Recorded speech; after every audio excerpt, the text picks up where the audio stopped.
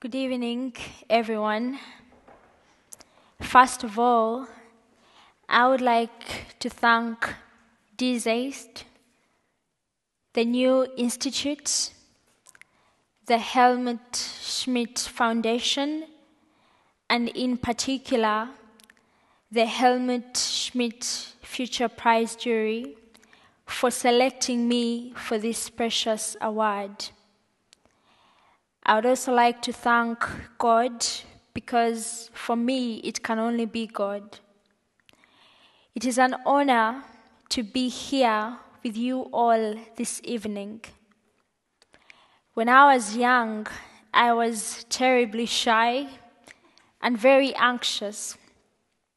But I heard my father and others talk about the rain and how it had usually fallen during certain times of the year, and how the farmers could count on the rains to sustain their fields.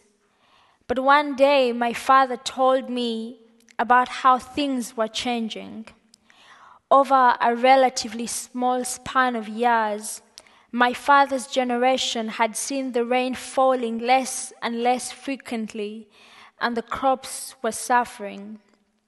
And when the rain finally did come, it would fall in great downpours, often flooding the fields and destroying the already weakened crops. Farmers that my father knew were starting to lose their farms and to lose their livelihoods. People were going broke, and food was starting to become more scarce as the food prices continued to escalate. And this was, of course, increasing tension among the people. And the situation was getting worse very quickly. I was just 21 years old, but I could hear the urgency in his voice. And I knew I needed to find a way to help make things better. I started to carry out research about the changes in weather patterns. I am from Kampala, Uganda, a country that has one of the fastest changing climates in the world. And as I grew up, I studied more and more about how the climate crisis was already ravaging vast parts of the African continent. Africans are already suffering some of the most brutal impacts fueled by the climate crisis, rapidly intensifying hurricanes, devastating floods, and withering droughts. And yet the entire continent of Africa is responsible for less than 4% of historic global emissions. Many Africans have lost their lives, while countless more have lost their homes, their farms, and their businesses. And so I made a sign, and I stood on the street, and I held my ground. And every Friday, I have come back to do it again and again. And along my journey, I have become more and more aware of the huge risks activists, particularly those who live in the global south, face when they protest.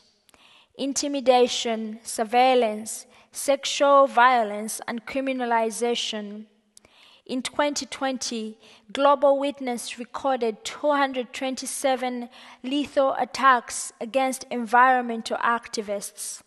That's an average of more than 4 people a week. Safe spaces for protest are shrinking all around the world, but there is a reason that activists are persevering. The IPCC has been very clear: the devastating impacts that await us should we cross the 1.5 degrees Celsius threshold. The IEA has been very clear: we can have no new fossil fuel development if we are to keep the promise of Paris and attempt to ward off the worst climate impacts. And the UN Secretary General, Antonio Guterres, has also been very clear: investing in new fossil fuel production, he warned leaders recently, is moral and economic madness. Helmut-Schmidt understood the essential need for governments to take decisive action in the face of great threats. When he was senator in Hamburg, Mr. Schmidt acted swiftly to rally Germany's military, as well as assistance from other NATO countries, to save citizens from drowning during the North Sea flood of 1962. As a finance minister, Mr. Schmidt fostered critical international cooperation by gathering the richest countries in the world to act in solidarity when the oil crisis of the 1970s threatened people's livelihoods all around the globe. It was Mr. Helmut Schmidt who was bold enough to call for car-free Sundays in a car-loving Germany to bring citizens together and create a shared sense of urgency during the crisis.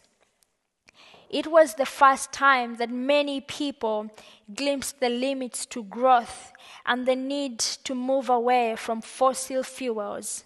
It was the moment that the research and innovation for renewable energies began in earnest. And now the world is confronted by another set of crises: the COVID pandemic and the uneven, unjust vaccination response for countries across the global south. A fossil fuel-funded war is ripping apart lives and livelihoods in Ukraine and plummeting the world into an energy and food crisis. Millions of people across the African continent are now facing drought, crop failure, and starvation.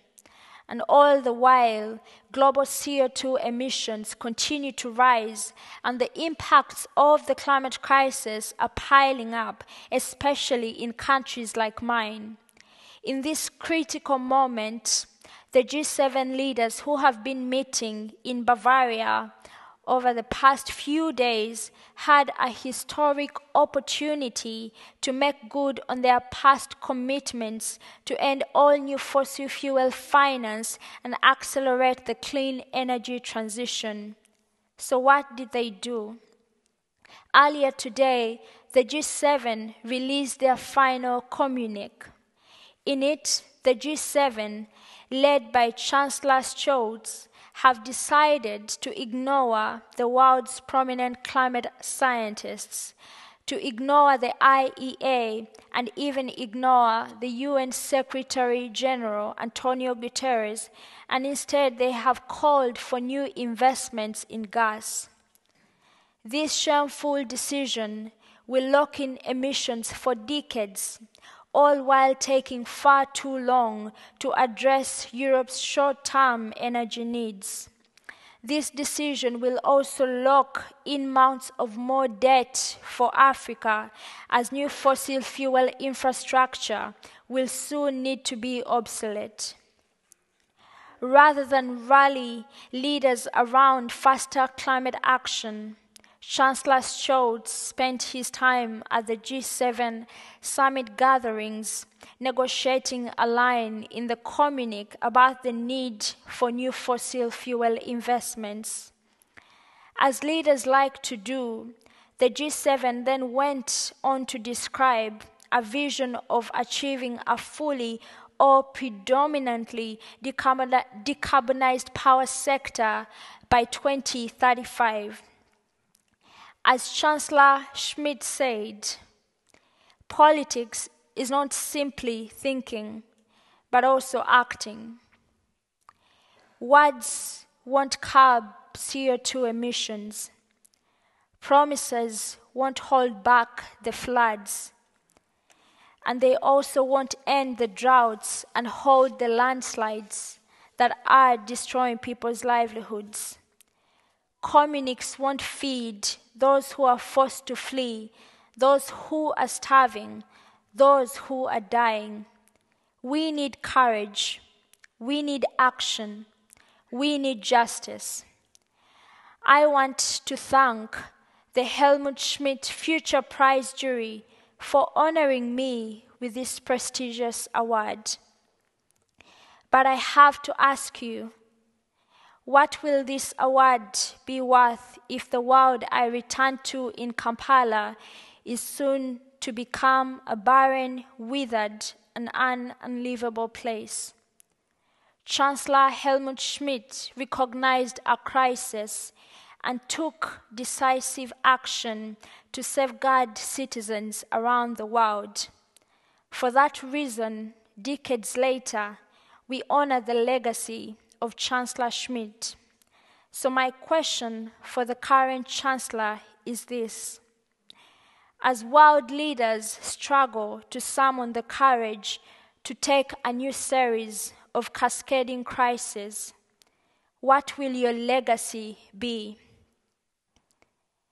Was werden Sie hinterlassen, Herr Scholz? Thank you.